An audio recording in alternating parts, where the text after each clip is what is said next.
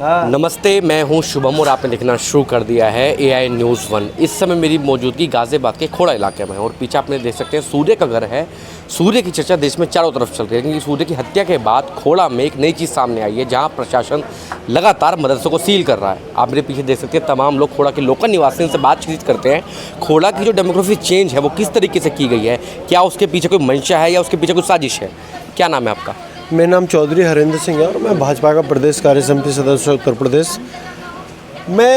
आप जो demography change होने की बात कर रहे हो, कहीं ना कहीं ये ना प्री प्लान कार्यक्रम चल रहे हैं और प्री प्लान ये कार्यक्रम चल रहे हैं कि अभी कुछ दिन पहले तक यहाँ जनसंख्या जो थी वो हिंदू बाहुल्य थी इस क्षेत्र में। तो जब तक हिंदू बाहुल्य जनसंख्या थी बहुत शांति थी एकदम अच्छे से सब, और ये भी तय है कोई मुस्लिम परिवार हमारे बीच में रहता है तो निश्चित ही सुरक्षित रहता है, उनकी बहन बेटी उनका मतलब सब कुछ सुरक्षित रहता है। लेकिन जैसे जैसे हमारे परिवार कम हो जाते हैं और इनके परिवार बढ़ जाते हैं तो निश्चित ही ये लव जिहाद और लोगों पे रास्ता चलते लोगों पे पानी डालना, थूकना या बेवजह झगड़ा करना या 10-20 लोग झुंड बना के रास्ते में खड़े हो जाना, फब्दिया कसना, मतलब तरीके से एक हिंदुओं को टॉर्चर करने वाले जो कार्यक्रम है उन्हें शुरू कर देते हैं ये।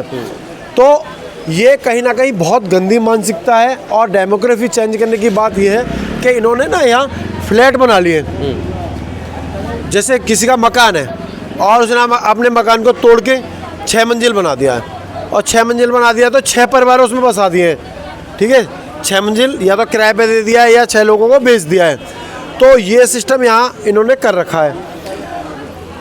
तो इस कारण से इनके लगातार जो है जनसंख्या बढ़ती जा रही है और जैसे जैसे जनसंख्या बढ़ती जा रही है तो जो कार्यक्रम इनके रहते हैं लोगों को हिंदुओं को भगाने के वो लगातार चल रहे हैं। ये कहीं ना कहीं मानसिकता से जिससे कि हिंदुओं में भय बैठे, हिंदू प्रताड़ित हो, हिंदू अपने आप को यहाँ लाचार और मजबूर बेबस करे समझे और यहाँ से भाग जाए, ऐसे षड्यंत्र चलाते हैं। आप ये देखो अभी मदरसों पर कार्रवाई चल रही है, यहाँ अवैध मदरसे चल रहे हैं, कोई कागज ही नहीं उन पे और मदरसे चल रहे हैं। और मैंने ऐसा सुना है कि मदरसे में जो शिक्षा मिलती है उससे मानसिक कट्टरवाद व्यक्ति के अंदर, बच्चों के अंदर भरा जा रहा है। उनको 72 हूरों के सपने दिखाए जा रहे हैं।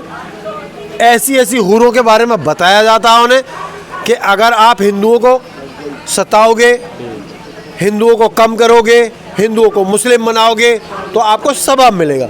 अगर इस कार्य को करते हुए आप मारे गए तो आपको 72 हूरें मिलेंगी ऊपर जाके और एक हूर इतनी सुंदर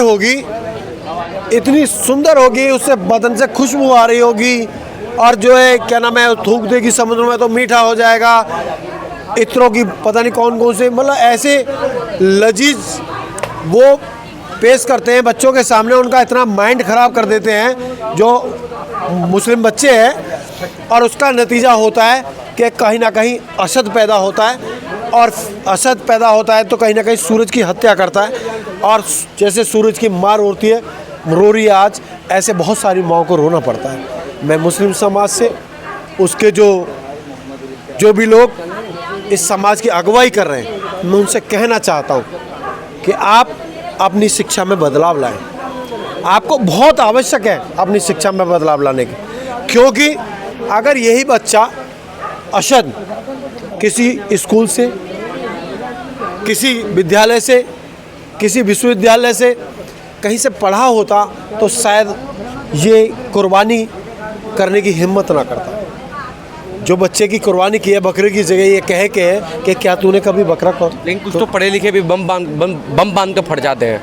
लेकिन ये बात सच है, बम बांध के फट जाते हैं। अभी पढ़ा लिखा एक डॉक्टर पकड़ा गया था कुछ दिन पहले, उसने कितना मानव विरोधी काम किया था, जबकि डॉक्टर को भगवान का रूप समझा जाता है और उसने इतना मानव विरोधी काम किया कि इतना बड़ा जहर जो कि कितने सारे लोगों को खत्म पढ़े लिखे लोग ज़्यादा खतरनाक है फिर इनमें। तो वो कहीं ना कहीं मैं बता रहा हूँ, पढ़े लिखे लोग तो साइंटिस्ट भी बनते हैं, APJ अब्दुल कलाम बनते हैं, पढ़े लिखे लोग अब्दुल हमीद भी बन सकते हैं। पढ़े लिखे लोग जज, इंजीनियर, वकील, पुलिस विभाग का हिस्सा बन सकते हैं और किसी सरकारी विभाग का, प्राइवेट क्या नाम है, और डॉक्टर बन सकते हैं। बहुत सारे विभाग हैं, पढ़े लिखे लोग वो बन सकते हैं। लेकिन जब इनमें कहीं ना कहीं पढ़े लिखे व्यक्ति के अंदर भी जब ये कट्टरवाद की भावना भर दी जाएगी, मदरसे वाली जो पढ़ाई है वो पढ़ा दी जाएगी पढ़े लिखे आदमी को, तो निश्चित ही वो वही काम करेगा, क्योंकि उसे भी लालच है। हर आदमी इसमें ना आखिरियत का एक पार्ट पढ़ाया जाता है कि आखिरियत के लिए करना है हमें, जो भी कुछ करना है। अभी आपने देखा होगा, कई वीडियो मैंने देखे, छोटे छोटे बच्चों के मदरसे के, वो कहते हैं क्या है योगी, योगी से हम रोटी खाते हैं, अल्लाह दे रहा हमें, योगी ना दे रहा, हमारे लिए मोदी कुछ नहीं है। क्या है मोदी? देश का प्रधानमंत्री है। पूरा विश्व उनको सुनता है जब वो बोलते हैं, जब वो कोई काम करते हैं तो पूरा विश्व उन्हें देखता है कि क्या करने जा रहे हैं, क्या एक्शन होगा मोदी जी का। तो वो उनके लिए छोटे छोटे बच्चे क्या मानसिकता है, क्यों भर रहे हैं, क्यों जहर खोल रहे हैं, क्यों देश को खोखला करना चाहते हैं, क्यों हिंदुओं को घटाना चाहते हैं। अगर ये अपने पीछे अतीत में जाके देखें तो ये भी हिंदू ही निकलेंगे। और विश्वास मानिए, ये वो हिंदू हैं जिन्होंने अपनी जान बचाने के लिए अपने डर की वजह से मुसलमानी मतलब जो है ईमान ले आए थे। तो अब लेकिन ये इतने कट्टर हो गए क्योंकि इनको शिक्षा वो मिली। पहले जो इनके बुजुर्ग थे उनको शिक्षा मानवता की मिली थी, तो वो नहीं थे इस तरीके के, वो मानववादी थे, वो शांति की बात करते थे, वो शांति का पाठ पढ़ाते थे और शांति पे ही चलते थे। इसलिए उन्होंने शांति रहे देश में इस्लाम कबूल कर लिया। आज लेकिन ये बच्चे पढ़ रहे हैं और अशांति हो रही है। तो कहीं ना कहीं शिक्षा में मुस्लिम समाज को बदलाव करने की ज़रूरत है। बहुत बड़ा प्रश्न चिन्ह है। आज उन पे कोई विश्वास करके राजी नहीं है, क्योंकि वो सूर्या को दोस्ती में मार देते हैं। उन्हें कोई खाना, उनकी होटल पर खाना खा ले, वो थूक के पेशाब करके कैसे बना रहे हैं। तो अब जो सही बना रहा है उस पर भी विश्वास नहीं है। उसका एक कारण है, इन्हें नाम बदल के काम करने पड़ रहे हैं। अगर कोई होटल मुस्लिम का होगा आज की डेट में, तो मुझे नहीं लगता कि वो उनके नाम से चल रहा है। वो चौधरी लिख लेंगे, ठीक है, वेलकम लिख लेंगे, कुछ यूनिक नाम बना रखे वो लिख लें। इसकी ज़रूरत नहीं है। हिंदू कभी भी ऐसा नहीं है, तुम्हें इग्नोर नहीं करेगा अगर तुम सही चलोगे तो। हिंदू बहुत भोला है। हिंदू हिंसक नहीं है, अहिंसावादी है, शांतिवादी है, लेकिन इसकी कमजोरी भी नहीं। अहिंसा उसकी कमजोरी नहीं है। आपका क्या नाम है? मैं सतीश मिश्रा, सुशासन विभाग संयोजक, पश्चिम उत्तर प्रदेश। तो सतीश जी, आप खोड़ा के निवासी हैं, कितने लंबे समय से निवास कर रहे हैं यहाँ पे? जन्म से ही लगभग हम निवास कर रहे हैं। जब हम डेमोग्राफी चेंज की बात करते हैं, आज जो प्रशासन मदरसों पर कार्रवाई करने जा रहा है, आपको नहीं लगता कि ये सब चीज़ें पहले हो जानी चाहिए? पहले प्रशासन ने ध्यान क्यों नहीं दिया इन बातों पर? देखिए, कारण क्या है कि डेमोग्राफी जो चेंज हो रही है, इसके मूल पे आपको जाना पड़ेगा। जैसे आप म्यांमार में देखेंगे, वहाँ के हिंदू ने इतने ज़्यादा परेशान हो गए, मतलब वहाँ के जो मूल निवासी इतने परेशान हो गए इन लोगों से कि इनका बहिष्कार करना पड़ेगा। जब तक आप इनका आर्थिक बहिष्कार नहीं करेंगे, ये डेमोग्राफी चेंज कैसे कर रहे हैं? हमारे बीच आते हैं, हमारे बीच में दुकान खोलते हैं, सामान बेचते हैं, हमारे बहन बेटी पर नजर रखते हैं। हम ही इन्हें मजबूत कर रहे हैं। मैं हिंदू समाज से आग्रह करूँगा कि इनका बहिष्कार करें, आर्थिक बहिष्कार करें। अगर आप इनका आर्थिक बहिष्कार करना शुरू कर देंगे तो यहाँ से स्वतः ही पलायन कर जाएंगे। ये वहाँ जाके बसते हैं जहाँ पे सर्वाधिक आबादी हिंदुओं की होती है। वहाँ ये पनीर का दुकान खोलेंगे। पनीर की दुकानें किसके नाम खोलेंगे? गढ़वाल पनीर के नाम से दुकान खोलेंगे। किसके नाम से? भारत के नाम से। ये इस तरह से माहौल बनाते, सोनू, मोनू, डुग्गू, पप्पू नाम रख के दुकानें चलाते हैं। फिर वहीं आपके यहाँ दुकान लेके आपसे ही किराए पे दुकान लेंगे और आपसे ही किसी चौधरी से पैसा ले लेंगे ब्याज पे। अगर दुकान चल गई उसकी तो ठीक है, चौधरी साहब को पैसे देते रहेंगे और चौधरी साहब का संरक्षण मिल गया उन्हें। इसके मूल को समझने की ज़रूरत है। इनका आर्थिक बहिष्कार करना ज़रूरी है। डेमोग्राफी अपने आप ही दोबारा चेंज हो जाएगी।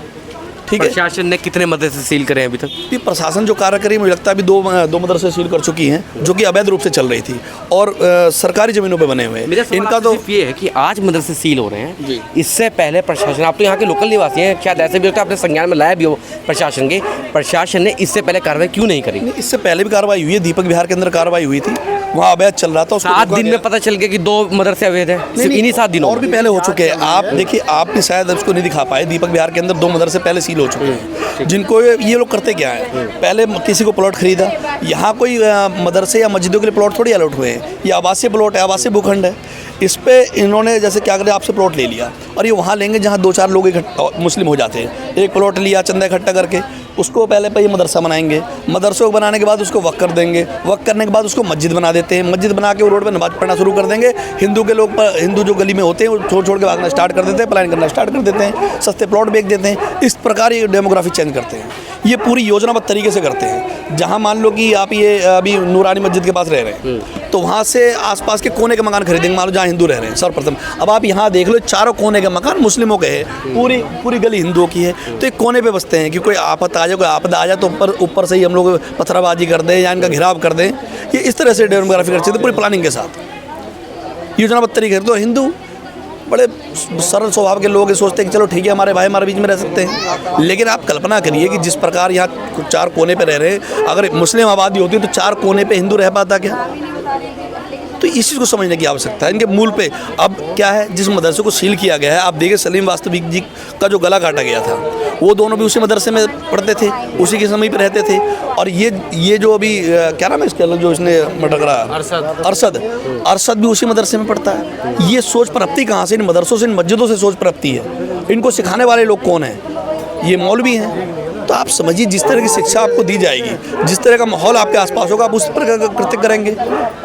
तो इनके मूल पे काम करने की जरूरत थी। माननीय योगी आदित्यनाथ जी ने के आदेश पे कार्य हो रहे हैं और इनके जड़ों पे काम किया जा रहा है कि ये लोग जड़ पनप कहाँ से लिए, जड़ जब तक खत्म नहीं होगा तो इस तरह के अत्याचार और इस तरह के कत्ल हमेशा होते रहे। फिलहाल खोड़ा की क्या स्थिति है डेमोग्राफी चेंज के कारण? डेमोग्राफी चेंज के ना अभी मुझे लगता है कि हाईवे के किनारे ये सदैव नेशनल हाईवे के पास या मेन रोडों के पास ही बसते हैं, ताकि वहाँ से रोड की कोई भी सुविधा है तो सबसे पहले लोगों को मिल पाए। अभी मान लो यहाँ कोई दंगा हो जाए तो हम निकल के कहाँ से जाएंगे? इसी रोड से जाएंगे, और चारों कोने पे बैठे हैं। तो इनकी मानसिकता ये है, ये चार मकान महंगे खरीदेंगे और ताकि बाद में आपके सारे मकान सस्ते खरीद ले, आपको तंग कर करके। अभी जिस दिन ये प्रकरण हुआ है उसके अगले दिन ही इसी मकान से, कौन सा मकान है जहाँ से मीट फेंका गया, मुझे लगता है इस मकान से, आप समझिए इतनी बड़ी घटना हो गई और उसके बाद भी ऊपर से मीट फेंक रहे हैं। क्या दिखाना चाह रहे हैं कि हम इस मानसिकता का लोग हैं? तो इसको समझने की ज़रूरत है। और जब तक ये मदरसे और ये मस्जिदें इस तरह के बंद नहीं होंगे, तब तक ये मानसिकता पनपती रहेगी और ऐसे कार्य होते रहेंगे।